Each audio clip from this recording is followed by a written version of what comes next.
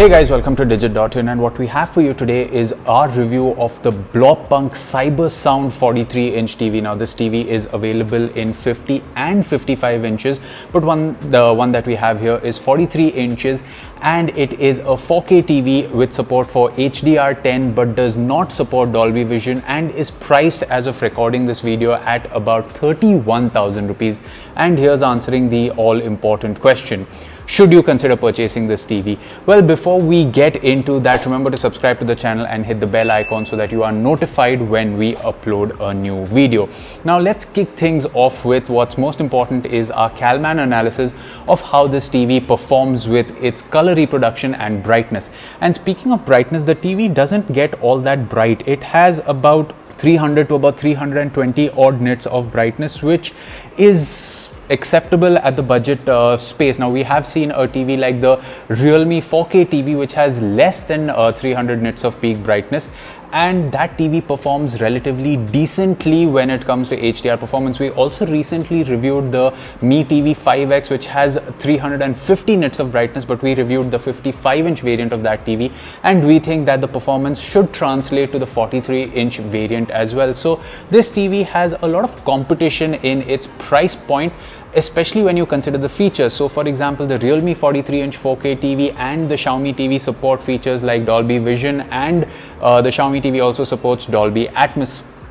They also have far-field mics for hands-free controls, and of course Xiaomi brings its own patch wall UI, but those are added cherries on the cake. When it comes to a television, the most important thing is the primary performance of the pictures that you will see. And when we look at our Calman analysis in that regard, kicking things off with the HDR movie preset, we can see that it has an average delta error of 14.2, which is kind of high, and only goes higher with an average delta error of 17 when it is in the standard preset. And when we move to the vivid preset, again it's closer to the 18 mark. Now remember, this is in the Rec 709 container, and the delta errors will always be higher when it comes to budget HDR TVs for the color checker analysis, because it's really difficult for the budget TVs to match the color accuracy, and this is something that we've seen across the board, but its real world performance is slightly better, especially when you compare it to these numbers. Now moving on to the standard dynamic range. In the SDR performance, in the vivid preset we see an average delta error of 14.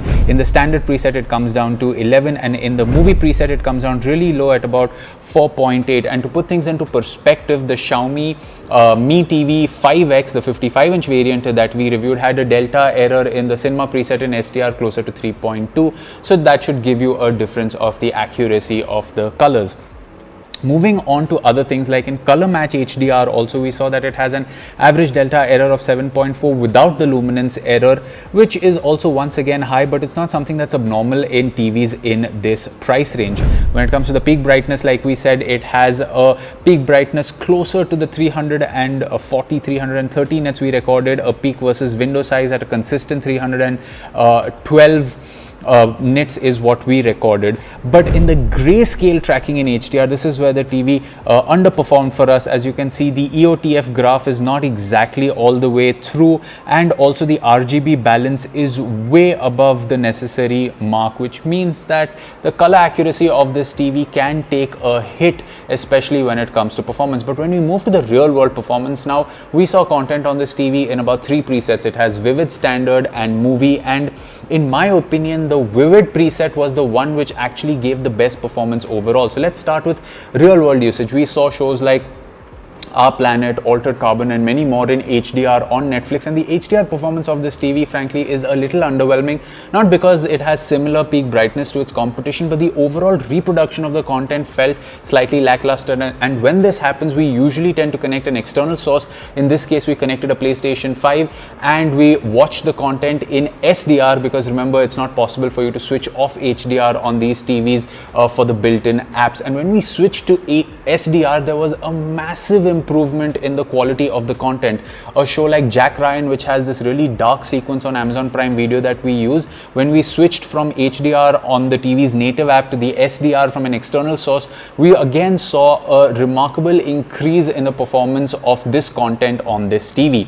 Moving over to normal SDR content, we have shows like Young Sheldon, we saw Spider-Man Homecoming, and we saw Mission Impossible. And SDR content actually looks very rich on this TV, especially when you leave it on the Vivid preset. Yes, the Vivid preset does have a cooler color temperature to it, but you can always go into the settings and change it to warm if you want and have a really good experience of SDR content. So safe to say, if you're going to use this TV for set-top box content consumption, you should be fine.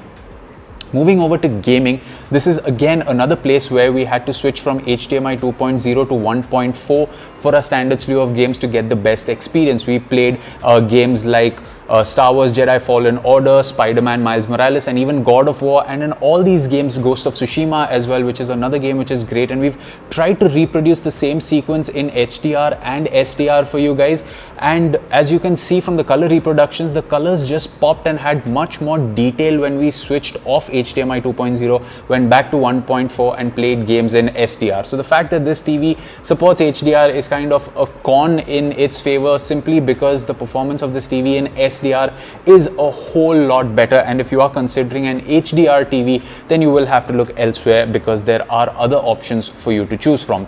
Moving over to the audio performance, now this TV comes with 50 watts of sound output, and I can tell you that it can get really loud and has pretty good sound output, especially when you consider the size of the TV and maybe the size of the room that you're going to listen to it. And so for watching everyday content like news, watching some sports, watching TV shows, movies, the audio is clear, the dialogues are very easily audible, and overall you would not need to resort to an external audio device from the get-go. Yes, the TV might lack some bass for those punchy action sequences in movies, but for overall everyday use, it gets the job done really well. It also has the Android TV UI, which means you are getting a pretty clean user interface. The user interface is pretty smooth most of the time, unlike the Realme TV, which comes with, let's say, far-field mics. This one does not, and I really don't think that should be a con, because it comes with a dedicated Google Assistant button on the remote control for you to call up the assistant and say things like, play Stranger Things on Netflix, for example. So the overall UI is smooth, it's functional, you get access to the Google Play Store for all your app needs. Coming to the remote control, this is identical to the remote control we saw on the Nokia 43-inch TV we reviewed last year, and that's not necessarily a bad thing, because it kind of has this teardrop-like tapering design, which makes it really ergonomic to hold, especially when you notice that the D-pad is pretty close to you to navigate from. It has dedicated OTT hotkeys for Netflix and YouTube. You get the volume controls, channel controls, Google Assistant. So it's overall quite an ergonomic remote control, and once you've gripped it like this, you really don't need to move around too far to change some of the settings, which is really nice. Coming to the build and design, it has 3 HDMI ports, 2 USB ports. You can see the connectivity options on your screens right now, but what this TV really has unique to it is the 2 feet that are holding it in place, and I kind of really like the way these feet are kind of places, because if you're someone that has the PS4 Slim or an Xbox One S or a set-top box or even a sound bar, it will fit really nicely below this TV without hampering your viewing experience. So that traditional feeling of having a TV sit slightly tall so you can keep a couple of your devices below it works very well in this TV's favor, and the unique look of the tabletop feet that this TV has kind of gives it this claw-like presence. I really like it, and it has a silver finish which distinguishes it, and you have 3 really slim borders on all the sides with the Blaupunkt logo at the bottom. So when it comes to the design of this TV, it does have a design that is going to catch your eye. But now when we come to our verdict, it is one which lets us believe it is a little hard to recommend this TV purely on the basis of its performance.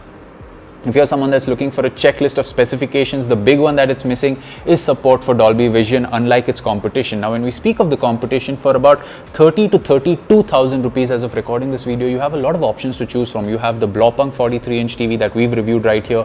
We've also reviewed the 43-inch Realme 4K TV, which is also priced at this range. We've reviewed the 55-inch variant of the Hisense A71F, but that is also available in 43 inches. And we've also reviewed the 55-inch variant of the Mi TV 5X, but that is also available in a 43-inch variant, and the features and specifications of all those TVs are pretty close to the ones that we've reviewed. So you can go back and check out our reviews of those larger screen size TVs, but know that their performance should translate to the smaller screen size as well.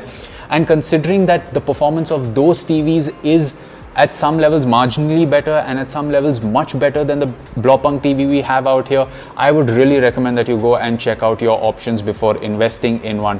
What this TV has going for it is very good sound output. It has very good performance when it comes to SDR. The HDR performance of this TV isn't the best, and the fact that it doesn't support features like Dolby Vision might be a bummer for some of you. Some of the other TVs that I've mentioned as recommendations also come with support for Dolby Atmos, so in the future if you're going to get an Atmos enabled soundbar, you can really exploit that feature. The Mi TV comes with enhanced audio return channel as well, for example.